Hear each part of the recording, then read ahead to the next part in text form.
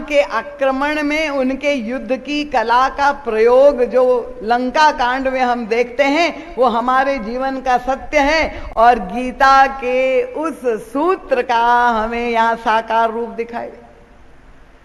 पर ये सारी कला प्रयोग करते हुए भी मेघनाद सफल नहीं हो रहा था। क्यों सफल नहीं हो रहा था? क्योंकि जहां श्री हनुमान जी महाराज जी पूर्ण नैष्ठिक ब्रह्मचारी जहां पर उपस्थित हो तो मेघनाद की सारी कला प्रयोग करके भी वो सफल नहीं हो रहा था। हनुमान जी के ऊपर क्या, वो ब्रह्मचारी क्या जिसके ऊपर काम आक्रमण करके वो सफल हो जाए, तो हनुमान जी के सामने वो विफल। अब हनुमान जी के युद्ध की तो विलक्षण कलाएं हैं ही, आप लोग जानते हैं, मानस को ध्यान से पढ़े और परम पूज्य महाराज जी के सद साहित्य को अवश्य प्रयोग करें। पुनः याद दिला दूं, हमारे विवेक भैया सपत्नीक यहाँ बैठे हुए हैं, ये सेवा उनकी पूरी कानपुर वासियों को जो उपलब्ध हो रही कि 50% छूट दे के आपको महाराज जी का सद साहित्य उपलब्ध करा दिया है उन्होंने। आप अवश्य मानस रोग के ये 5 ग्रंथ है उसका अवश्य लाभ उठाए। बहुत विस्तार से बड़ी सूक्ष्म मीमांसा परम पूज्य महाराज श्री ने मनोवैज्ञानिक व्याख्या की है, अद्भुत ग्रंथ है। अब मेघनाद क्या करता है, जब वो सफल नहीं हो रहा था तो वो एक यज्ञ करने के लिए निकुंभला में चला जाता है।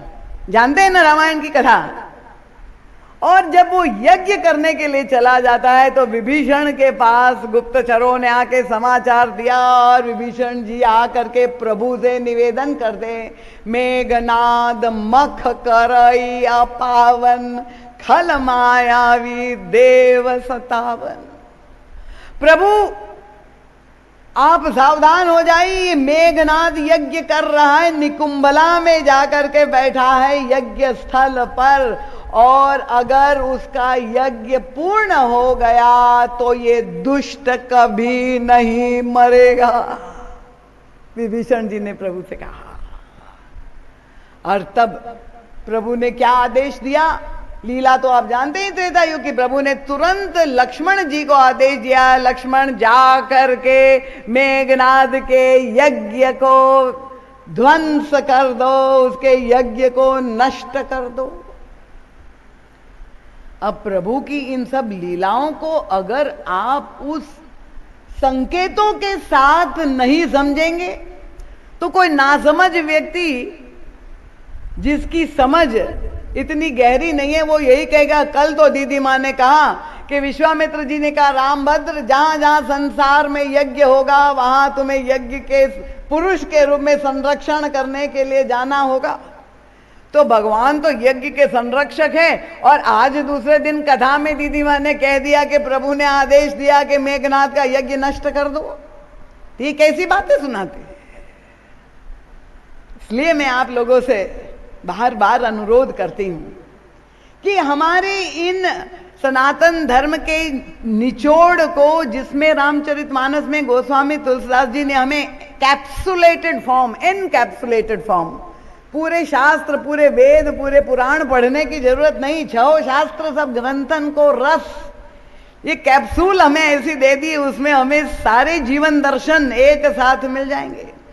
प्रभु और यज्ञ ध्वंस करने का आदेश दे, क्या चाहते हैं गोस्वामी तुलसीदास जी ने। इसलिए एक एक शब्द जो लिखा है बड़ा चुन चुन उनका। मेघनाद मख यज्ञ तो कर रहा है, पर कैसा यज्ञ के, मख करई अपावन, अपवित्र यज्ञ कर रहा है।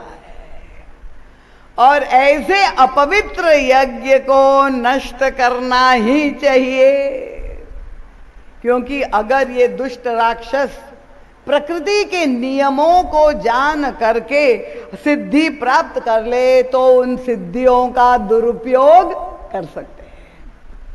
और तब प्रभु ने आदेश दे दिया ये यज्ञ ध्वंस करने का। ये यज्ञ स्थल क्या है? विभीषण कह रहा है कि अगर ये मरेगा तो इसी स्थान पे मरेगा और नहीं तो अमर हो जाएगा मेघनाद, यहीं पे मारना होगा। ये तीसरा स्थान यज्ञ स्थल पर जहां मेघनाद यज्ञ कर रहा है वो कौन सा स्थान है? महाराज श्री कहते हैं यज्ञ वह भूमि है जिसको संपूर्ण शास्त्रों ने मान्यता दी है। यही भगवान श्री कृष्ण ने गीता में जो संकेत किया है, काम का तीसरा अधिष्ठान केंद्र वो है बुद्धि। ये बुद्धि ही वो यज्ञ स्थल है। अगर उसमें मेघनाद प्रवेश कर गया और उसने यज्ञ पूर्ण कर दिया तो वो कभी मरेगा नहीं, वो अमर हो जाएगा। समझ में आ रहा है कि नहीं? कठिन तो नहीं हो रहा है। अगर हम अपनी बुद्धि के द्वारा सारे दोष और विकारों का समर्थन करेंगे तो क्या आप कल्पना कर सकते हैं कि आप उस विकार को अपने जीवन से हटा सकते हैं? आज समाज में जो हो रहा है, जो दृश्य नित्य प्रति हम लोग अखबारों में, सोशल मीडिया में यही सूचना तो पढ़ रहे हैं, किस तरह से अपराध, बलात्कार, ये सारे मेघनाद का नग्न दृश्य ही तो समाज में दिखाई दे रहा है।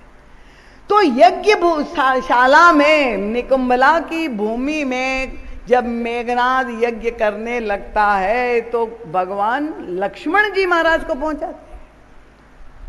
अब महाराज जी से पूछा किसी ने कि महाराज जी, जब आप कह रहे कि मेघनाद हनुमान जी से डरता था, तो ये बताइए हनुमान जी को भेजना चाहिए था मेघनाद का वध करने के लिए, पर प्रभु की लीला कितनी विचित्र कि लक्ष्मण को क्यों भेजा? देखिए, ये प्रश्न हमारे मन में आते ही नहीं, और आते भी है तो उसके समाधान नहीं मिलते। महाराज श्री पहुंच गए प्रभु श्री राम के पास और प्रभु से पूछा कि प्रभु, आपने ऐसा अटपटा क्यों निर्णय किया? आपने लक्ष्मण को क्यों भेजा, हनुमान को क्यों नहीं भेजा? प्रभु ने कहा, अगर मैं हनुमान जी को भेजता निश्चित रूप से वो मेघनाद का पराजित कर देता। पर ये कलयुगी संसार वाले लोग यही कहते हैं कि अगर एक बाल ब्रह्मचारी ने काम पर विजय प्राप्त कर ली तो उसमें कौन सा बड़ा आश्चर्य है। इसीलिए मैंने लक्ष्मण को भेजा जो सद्गृहस्थ है। और लक्ष्मण जो है वो मेघनाद का वध करता है। ये संदेश हम सबको देने के लिए कि एक गृहस्थ व्यक्ति भी काम पर विजय प्राप्त कर सकता है। और इसका मतलब यही हुआ कि अगर हम चाहते हैं, ये अहिल्या जो पाषाणी हो गई, हमारी बुद्धि जो जड़ हो गई है, उसको जड़ क्यों कह रहे हैं? ये बुद्धि जो हमें मिली है वो किस उद्देश्य से मिली हुई है? भगवान श्री राम ने उपदेश दिया है। हमारी स्थिति क्या है कि सांसारिक विषयों को भोग करके बुद्धि में जड़ता आ गई, और वो भोग भोगते हुए क्या होता है कि भोगे रोग भयम, राजा भर्तृहरि ने नीति शतक में कहा है कि भोग भोगते हुए अंत में भोग ही कि हम भोग बन जाते हैं और रोग ग्रस्त हो जाते हैं। और जब रोग ग्रस्त होते हैं अंत में उसकी जीव व्यक्ति की मृत्यु हो जाती, मृत्यु का ग्रास हो जाता है। अब क्या हुआ, वो वासनाएं जो अंदर थी मन में, बुद्धि में, जो सारे विकार थे, वो सब वासनाएं तो अधूरी रह गई। और तब ये मनुष्य बड़ा विलक्षण है, वो खोज रहा है कि क्या भाई हमारी ये जो वासनाएं हैं उसकी पूर्ति कहां पर हो। और तब खोजा कि कोई ऐसा भी स्थान है कि जहां पर भोग ही भोग हो, रोग ना हो, मृत्यु ना हो। और शास्त्र को खंगाला तो देखा कि हाँ, एक ऐसा भी लोक है जहां पर भोग भी है, मृत्यु भी नहीं है और किसी प्रकार का शारीरिक रोग नहीं है। क्या है वो? स्वर्ग है। और इसलिए मनुष्य क्या चाहता है कि भाई मरने के बाद मुझे स्वर्ग की प्राप्ति हो। हम धर्म करें और धर्म के पालन के 3 फल शास्त्र ने निरूपित किया है कि जो धार्मिक व्यक्ति होता है वो 3 फल का अधिकारी होता है। इस मृत्यु लोक में उसको कीर्ति मिलती है, भूति संपत्ति मिलती है और मृत्यु के उपरांत उसकी सदगति ऊर्ध्व लोक स्वर्ग लोक की प्राप्ति होती। तो स्वर्ग जाने के पीछे जो परिकल्पना है ये केवल सनातन धर्म में नहीं है, इस्लाम धर्म में भी वहां भी जन्नत की कल्पना की गई, क्रिश्चियन धर्म में भी वहां अपने हेवनली अबोर्ड में वहां भी अप्सराएं हैं। तो उद्देश्य क्या है कि वासनाएं सब कामनाएं अधूरी रह गई तो स्वर्ग में जा करके उन सारी इच्छाओं की पूर्ति कर ले। पर भगवान श्री राम ने अयोध्या वासियों को सावधान किया। राष्ट्र के नाम पहला उपदेश जब दिया है प्रभु ने तो यही कहा कि ये शरीर जो मैंने तुम्हें दिया हे मनुष्य, बड़े भाग मानुष तन पावा। और ये सर्वश्रेष्ठ शरीर 84 लाख योनि में है, किस उद्देश्य से दिया है प्रभु ने स्पष्ट कहा है। देखिए ये विवेक को जागृत करने वाली कथा है। यही तनु कर फल विषय न भाई, ये विषय भोग करने के लिए मैंने मनुष्य शरीर नहीं दिया है। और ये सावधान भी कर दिया कि सांसारिक विषय ही नहीं, उन्होंने कहा यही तनु कर फल विषय न भाई, स्वर्गहु स्वल्प अंत दुखदाई। अगर तुम्हें स्वर्ग लोक की भी प्राप्ति हो जाए तो तुम प्रसन्न मत हो जाओ। अंत में तुम्हारी पुण्य की राशि जब समाप्त हो जाएगी तो ऊपर से ढकेल दिए जाओगे, अंत में तुम्हें फिर से मृत्यु लोक में और वही जीवन मृत्यु के चक्कर में पड़ना पड़ेगा और वही बंधन जो व्यक्ति को प्रिय नहीं। पुनरपि जन्मम पुनरपि मरणम पुनरपि जननी जठरेशेन। तो सारे ऋषि मुनियों ने, प्रभु ने, हमारे अवतार पुरुषों ने हम सबसे यही अनुरोध किया है कि हे मनुष्य, तुम्हें जो ये शरीर मिला हुआ है 10 इंद्रियों से युक्त है और उसके साथ जो विवेक दिया है उसका उद्देश्य क्या है। पर क्या होता है, क्योंकि हम जड़ विषयों का संग करके ये मन के रोग जो हमारे अंतःकरण को ग्रस्त चुके हैं उससे के कारण हम केवल विषयों में सुख खोज रहे हैं। अब आप अगर ये कहें कि मेरे मन में कोई वासना नहीं है, मुझे ऐसा लगता है कि मेरे हृदय में कोई वासना नहीं है, तो आपने अभी तक अपने आप को पूरी तरह से समझा नहीं है। परम पूज्य महाराज जी कहते पूरे मानस में 7 कांड में किस तरह से बुद्धि ने धोखा, क्योंकि ये 2 प्रकार का वर्णन आता है पुराणों में, ये भी बता दें। किसी ने महाराज जी से कहा था कि 2 प्रकार के ये वर्णन है। एक जगह पर ऐसा वर्णन आता है कि अहिल्या के समक्ष जब इंद्र छद्म वेश में आया तो अहिल्या ने उनको पहचाना नहीं, अपने पति के रूप में जान करके वो अनजाने में ठगी गई, उसके साथ छलावा हुआ। तो वो तो निर्दोष है, उसने क्या गलती की कि उसको श्राप देना चाहिए था। पर दूसरे स्थान पर यह पढ़ने को मिलता है कि अहिल्या ने जब इंद्र को छद्म वेश में पति गौतम के वेश में देखा तो वो पहचान गई थी कि ये मेरे पति नहीं है, ये इंद्र ही है। पर उस समय क्या हुआ, देखिए बुद्धि, हम लोग, क्योंकि ये बुद्धिमानों का युग है, बुद्धि का युग है, हर समय हमारे सामने चुनाव करने के हर जहां चलते हैं मार्ग में 2 राह चौराहा आता है। कौन सफलता कितने जल्दी प्राप्त कर सकता है। अपने बच्चों को हम 20 स्कूल में मैनेजमेंट पढ़ने के लिए जाते हैं। डिसीजन मेकिंग, हमें निर्णय करना है, निर्णय कैसे करेंगे, अपनी बुद्धि से करेंगे। तो बुद्धि के सामने चुनाव करने का अवसर हर 2 राहे पे, हर मोड़ पे, जीवन के हर मोड़ पे आता है। अब यहां अहिल्या ने जब देखा इंद्र को पहचान गई, पर पहचान करके भी अहिल्या ने जानबूझकर अपने आप को धोखा दिया। वो ठगी नहीं गई है, she has committed self deception. अगर आप लोग अंग्रेजी समझते हो, उसने अपने आप को छला। कैसे? क्योंकि बुद्धि वासनातुर हो गई थी और वो वासना के कारण उसके अंतःकरण में ये वृत्ति जो उदित हो गई कि अरे, जो स्वर्गाधिपति है, जो सारी जो है अप्सराओं का सर्वश्रेष्ठ सुंदरी अप्सराओं के साथ विहार करता हुआ वह इंद्र जब नीचे उतर आया और मेरे पास वो सम्मोहित मेरे सौंदर्य से हो गया, तो मैं कितनी अप्रतिम सुंदरी हूं, ये अहंकार का बीज अंकुरित हो गया। और तब वो वासना का बीज जो दबा हुआ था, उसने उसकी बुद्धि को आच्छादित कर दिया।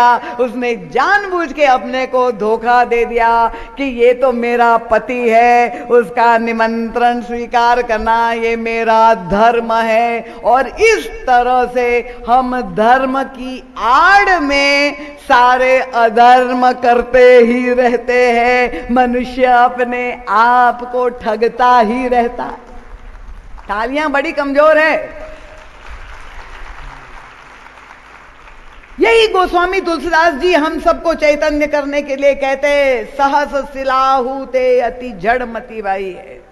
हजारों हजारों गलतियां हम नित्य प्रति करते हैं, जानते हुए भी अपने ये सारे विवेक और चेतना को तिलांजलि देकर और इन विकारों से बस में आकर अपने आप को ठगते रहते। यही बुद्धि की जड़ता है। अब ये कैसे चैतन्य हो? और तब दोनों गिर पड़े विश्वामित्र जी के चरण पे, गौतम ऋषि के चरणों में। और तब गौतम ऋषि ने जो शाप मोचन का उपाय बताया, बहुत विलक्षण, क्या मनोवैज्ञानिक प्रसंग है। उन्होंने श्री राम से जोड़ दिया। और राम से ही नहीं, उनका भगवान श्री राम जब मिथिला जाएंगे, क्या करने के लिए जाएंगे? जाएंगे तो धनुष यज्ञ में सम्मिलित होने के लिए। पर उसकी अंतिम परिणति, मैंने कहा इस प्रसंग के ओर छोर में एक और अहिल्या है और दूसरी ओर जगत जननी श्री सीता है। अहिल्या कौन है? जिसका पातिव्रत च्युत हो गया है, जो जड़मती है। और श्री सीता जी कौन है? नित्य प्रति हम उनकी वंदना करते हैं। जनक सुता जग जननी जानकी, अच्छे प्रिय करुणा निदान की, ताके जुग पद कमल मनाऊं, जासु कृपा क्या प्राप्त होता है? निर्मल मति। बहुत अच्छा, चैतन्य हो गए श्रोता। ये मति हमारी जो जड़ हो चुकी है, इसलिए सनातन धर्म का जो जीवन दर्शन है कि हमारी बुद्धि पैनी हो, हमारी बुद्धि तीक्ष्ण हो, हमारी बुद्धि कुशाग्र हो। व्यक्ति यही चाहता है कि उसी से सफलता मिलेगी। सनातन धर्म कहता है नहीं, ये मैनेजमेंट स्कूल्स में जो पढ़ाया जाता है ये सारी विद्या अधूरी है। हमारी बुद्धि केवल पैनी होनी चाहिए, सूक्ष्म होनी चाहिए, पर सबसे महत्वपूर्ण है कि पैनी ही नहीं, हमारी बुद्धि पवित्र होनी चाहिए। देखिए, भारत को अगर विश्व गुरु बनना है और हमारे राष्ट्र को विकास करना है, तो आप सभी श्रोता अपनी बुद्धि रूपी अहिल्या को चैतन्य करने का मार्ग जो भगवान श्री राम ने, गोस्वामी जी ने मानस में बताया है, अगर सही समय पे सही निर्णय करना है, नहीं तो धोखा बार बार खा करके आपको जीवन में असफलता ही मिलेगी, जब तक बुद्धि पवित्र नहीं होगी। अब गौतम ऋषि ने सोचा कि मैंने श्राप तो दे दिया, पर श्राप कुछ ज्यादा कठोर हो गया। देखिए, अच्छे व्यक्ति और बुरे व्यक्ति में क्या अंतर है? क्योंकि गलती तो सबसे होती है, बुद्धि बार बार धोखा खाती है। एक अच्छे व्यक्ति से भी गलती होती है। महाराज श्री कहते कि यहां इंद्र ने अहिल्या का पातिव्रत च्युत किया, उसकी जो कलुषित भावना थी, उसने मुनि वेश बना करके साधु के वेश में आया और ये दुष्कृत्य किया। एक दृष्टांत है। दूसरी ओर हम देखते हैं तो दिखाई देता है कि वो दशानन रावण के हृदय में भी कलुषित भावना है जगत जननी श्री सीता जी के प्रति, और वो भी चाहता है सीता जी को प्राप्त करना। वो भी परम सुंदरी है, शूर्पणखा ने कहा है, तो वो भी श्री सीता जी जगत जननी को पाना चाहता है, और उनको पाने के लिए धनुष यज्ञ का धर्म मार्ग था, उसमें तो वो सफल नहीं हुआ। तो वही ये दुष्ट रावण, ये सारे राक्षस शॉर्टकट के चक्कर में होते हैं। धर्म का मार्ग दीर्घ मार्ग है, लंबा मार्ग है नहीं, छोटा मार्ग की खोज में वो जाके श्री सीता जी का अपहरण करके ले आता है। पर किस रूप में जाके ले आता है? तो कथा तो यही आती है कि रावण ने भी यति वेश, मुनि वेश बनाया, साधु वेश में भिक्षान दे करके गया। तो एक और हमारा आदर्श है, देवता स्वर्ग के जो पुण्यात्मा हैं, और वो भी साधारण नहीं, सारे देवताओं का जो अधिपति हो। तो पुण्यात्मा इंद्र भी यही कार्य कर रहा है, और घोर पापी निशाचर रावण भी वही कार्य करता हुआ दिखाई रहा है। तो दोनों में कोई अंतर ही नहीं क्या? ये प्रश्न ठीक है कि नहीं?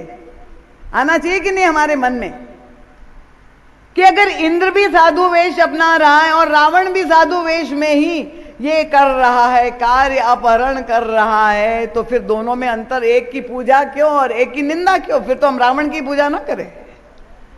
आजकल समाज में रावण की पूजा इसलिए बढ़ रही है क्योंकि हम रामचरितमानस को उस गहराइयों में समझने का प्रयास ही नहीं कर रहे। महाराज श्री कहते एक व्यक्ति को हम अच्छा कहते, दूसरे को बुरा कहते, क्यों? दोनों में अंतर क्या है? उनका अंतर यही है, गलती दोनों से हो गई, पर अंतर क्या है उनका कि जहां इंद्र के द्वारा गलती हो गई तो उसको तुरंत ही बोध हो गया कि ये मैंने बहुत ही बड़ा गलत कार्य किया, अपराध किया, और तुरंत उसके हृदय में पश्चाताप हुआ और उसने गिर पर चरणों में मुनि जी से माफी मांग ली, मुझे क्षमा कर दीजिए, मुझसे गलती हो गई, मेरी बुद्धि फिर से भ्रमित हो गई। ये भ्रम बुद्धि का बार बार उत्पन्न होता है, और क्योंकि बुद्धि में जो तर्क शक्ति है, वो व्यक्ति जो ज्यादा बुद्धिमान होता है उतना ही तार्किक होता है। और वो तर्क का मतलब क्या हुआ कि वो सारी तर्क शक्ति का प्रयोग अपनी बुराइयों के समर्थन में लगा देता है, इसलिए वो बुद्धिमान तार्किक को कोई समझा नहीं पाता। माता पिता तो हाथी ऊपर उठा देते, गुरुजन की तो छोड़ ही दो। भैया हम क्या कहें, आजकल के बच्चों को वो कोई सुनते नहीं ना कोई मानते, क्योंकि आपने उनको पढ़ा लिखा लिया, आधुनिक शिक्षा दे दी, और जो संस्कृति और संस्कार देने थे वो तो दिए ही नहीं। और इसलिए मैं आप लोगों से निमंत्रण दे रही हूं कि ये इतने वर्षों से रामलीला सोसाइटी प्रतिवर्ष ये ज्ञान यज्ञ का आयोजन कर रही है। आप लोग अपने सारे इष्ट मित्र बच्चों को लेकर कथा में पधारे। अगर आप चाहते हैं कि हमारी जीवन की ये ज्वलंत वर्तमान काल की समस्याओं का समाधान, शास्त्रीय समाधान हमको चाहिए, तो ये मानस रूपी सद्गुरु हम सबको प्राप्त है। महाराज श्री कहते हैं अच्छे व्यक्ति का लक्षण यही है कि गलती हो गई, अनुभव कर लिया, रियलाइजेशन हो गया, और तुरंत स्वीकार कर लिया कि मुझसे त्रुटि हो गई। पर बुरा व्यक्ति कौन है? उनका रावण को क्या कभी भी अपनी गलती का एहसास हुआ कि मैंने ये गलत काम किया? वो तो गर्व कर रहा है इस बात पर, ये उसका गौरव का विषय है। उसे कभी भी अपनी भूल के भ्रम जो है, गलती से भी नहीं ये लगता है कि मुझसे त्रुटि हो गई। उसे अपने गलत कार्यों पर ही जिसको गर्व होता है वो बुरा व्यक्ति है। और तब अच्छे व्यक्ति के जीवन में गलती अगर हो, परिमार्जन का उपाय क्या है? काम वासना के कारण दोनों शापित हो गए। मुनि जी ने कहा ये दोनों के शाप मोचन का उपाय गौतम जी ने भगवान राम के विवाह के साथ जोड़ दिया। कभी विचार किया आप लोगों ने विवाह के साथ क्यों जोड़ा? ये तो युग तुलसी परम पूज्य महाराज श्री कि ये दिव्य दृष्टि महाराज जी ने कहा, क्योंकि विवाह का देवता कौन है? काम। ये विवाह का देवता है। तो भगवान श्री राम जब विवाह करने जा रहे हैं तो वे स्वयं काम को धन्य करने जा रहे हैं। तो गौतम ऋषि ने इसलिए कहा कि जब राम काम को धन्य करने जा रहे हैं उस समय अहिल्या तुम शाप से मुक्त हो जाओगी जब उनके चरण रज की स्पर्श मिलेगा। इसका मतलब क्या है कि हमारे अंतःकरण में ये विकार है, ये काम जनित दोष है, ये वासनातुर मन पर हम नियंत्रण नहीं कर पा रहे। आंखों को सौंदर्य चाहिए और नारी सौंदर्य जो है ये काम का बल है।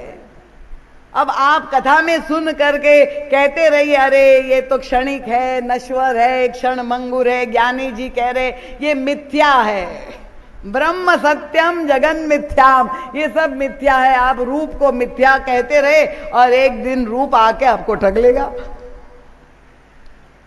इसको नकार देने से नहीं, अगर सौंदर्य आंखों को अच्छा लगता है, आंखों का विषय है, हम उसको स्वीकार करें। हमारे मन में भी ये वासना की वृत्ति है।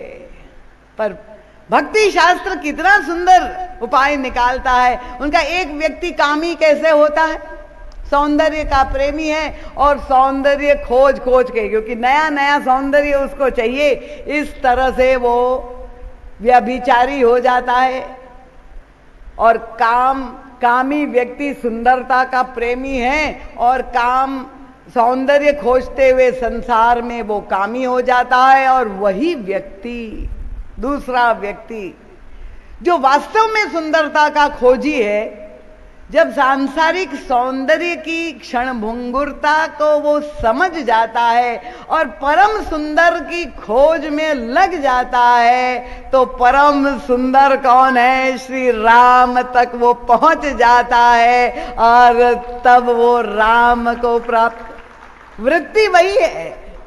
गोस्वामी तुलसीदास जी ने इसलिए कामी ही नारी प्यारी जिमी, अपने हृदय की इस वृत्ति को टटोल करके वो कहते हैं कि वही वृत्ति एक व्यक्ति को कामी बनाती है और वही वृत्ति एक व्यक्ति को भक्त बना देती, भगवान तक पहुंचा देती।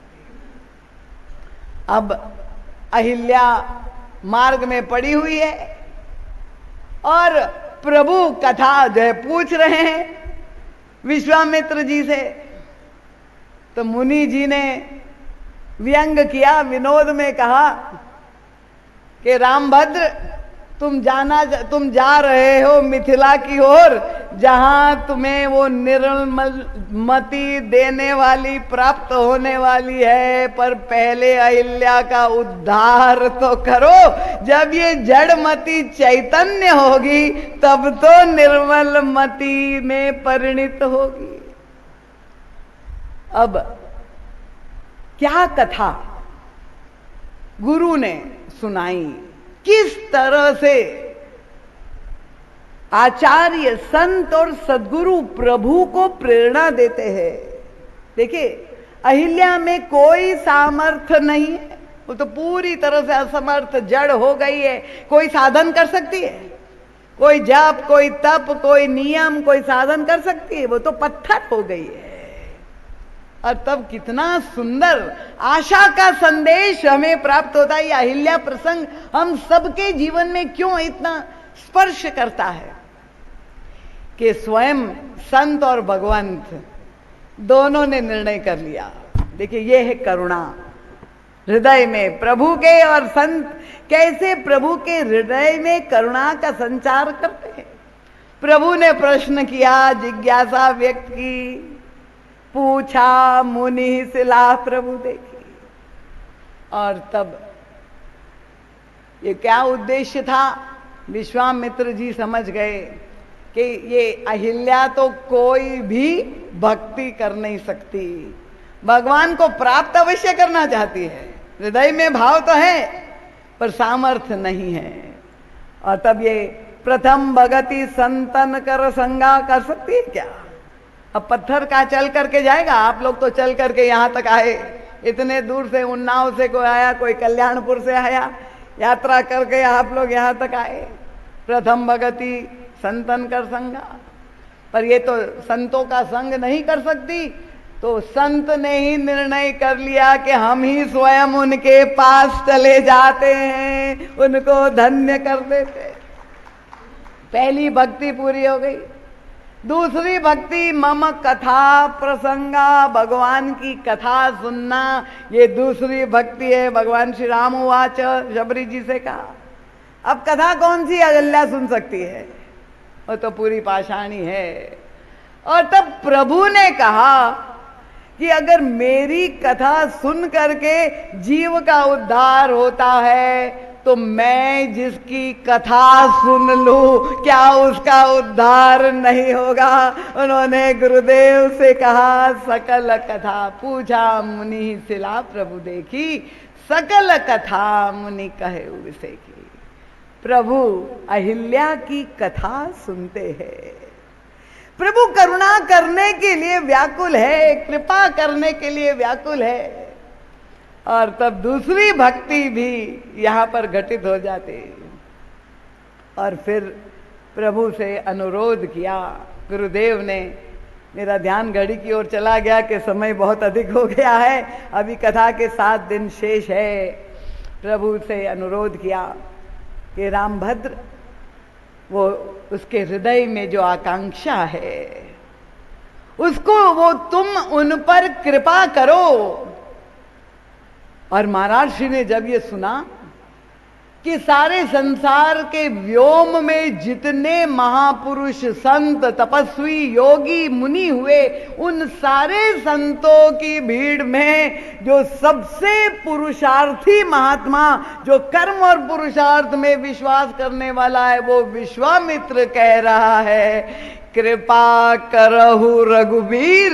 तो इससे बड़ी कृपा का दृष्टांत और कोई नहीं हो सकता है। ये निर्णय कर लिया कि हमारे जीवन की समस्या, हमारी बुद्धि की समस्या अपने पुरुषार्थ से दूर नहीं होगी। जब तक भगवान की कृपा नहीं होगी, तब तक हमारे अंतःकरण के विकार पूरी तरह से नष्ट नहीं होंगे।